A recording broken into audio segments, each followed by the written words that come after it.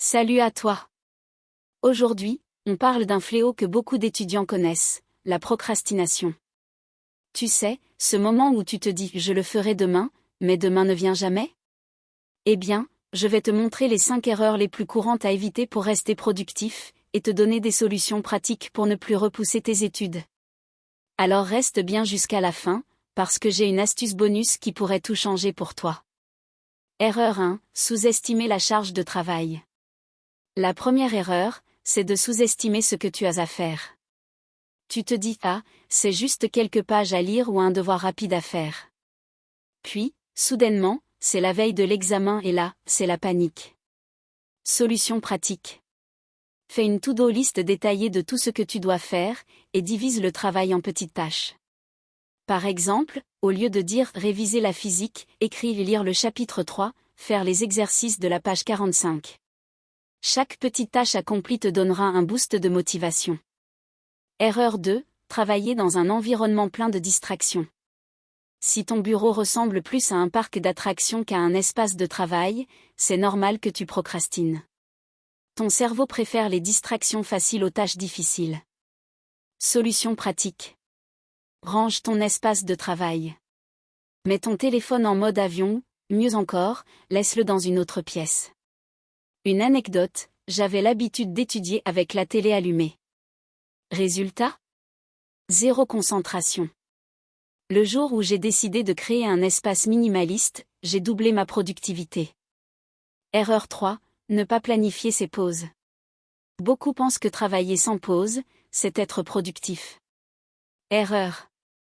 Au contraire, ça mène à la fatigue et au découragement, et à la procrastination. Solution pratique.